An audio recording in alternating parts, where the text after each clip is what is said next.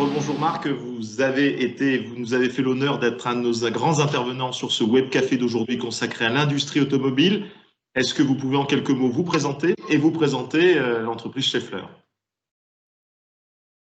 Oui, bonjour, Marc Becker, j'ai 61 ans, je suis président de Schaeffler France, une entité du groupe Schaeffler. Le groupe Schaeffler compte 90 000 personnes de par le monde, fait 14 milliards de chiffre d'affaires. 75% de notre activité est orientée automobile, donc nous sommes un équipementier de l'automobile. La partie française représente 2500 personnes. La maison mère, sur 4 sites en France, la maison mère est à Haguenau. Et nous faisons 710 millions d'euros de chiffre d'affaires, également orienté fortement automobile.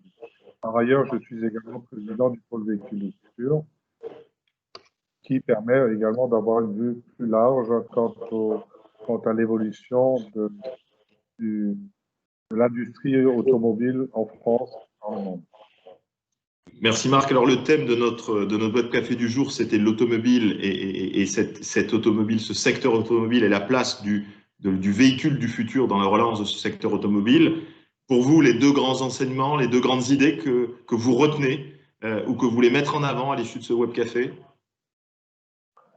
Donc les deux phénomènes majeurs que nous observons ces derniers temps, c'est qu'il y a eu une baisse brutale des volumes. D'une part, à cause d'une incompatibilité à s'adapter aux nouvelles normes, c'était en 2018, et ensuite le Covid-19 qui chute. Donc, et nous retrouverons les volumes d'avant le Covid-19 environ en 2023. L'autre observation à faire, c'est qu'il y a une accélération vers une transition énergétique au niveau des véhicules, vers un virage accéléré vers l'électrification et l'autonomie des véhicules. Voilà les deux événements majeurs à souligner. Haute baisse d'activité, transition énergétique et mutation des véhicules. Alors pour vous, deuxième question, c'est les deux grandes difficultés. Est-ce qu'il y a deux grandes difficultés, les deux principales contraintes qu'à votre avis un industriel doit relever dans la situation actuelle quand il travaille dans ce secteur de l'automobile? À court terme, la difficulté majeure était de flexibiliser les frais fixes, malgré les aides qui ont été données, qui sont très bien au niveau de l'activité partielle. Mais il s'agit très rapidement, pour ne pas être en difficulté, de pouvoir absorber très rapidement les frais fixes. Donc ça, c'est une question de survie. Et après, la deuxième interrogation, ou la deuxième difficulté à avoir, c'est comment très rapidement reprendre le train de l'innovation et de l'évolution de nos produits et de nos organisations pour être un player à moyen et surtout à long terme.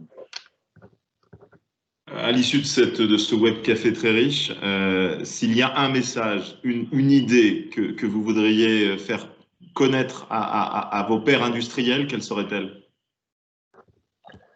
La première idée, c'est d'accepter la situation dans laquelle on est, qu'il faut impérativement aller dans ce sens-là. La transition énergétique et l'autonomie des véhicules ou de la mobilité au sens large. Et ensuite, de chasser en meute, autrement dit, d'être seul, on va plus vite, ensemble, on va plus loin. Et donc, c'est de chercher réconfort et surtout des solutions chez son voisin. Donc, se rapprocher des réseaux, qu'ils soient l'AIF, que ce soit le pôle véhicule du futur ou d'autres, et de continuer à croire que l'innovation, les individus que nous sommes avec leurs compétences permettront d'être innovants et de gagner cette partie-là. Merci Marc. En tout cas, merci d'avoir témoigné au cours de ce web café et j'espère à très bientôt. Je vous en prie. Merci beaucoup. Au revoir. Au revoir.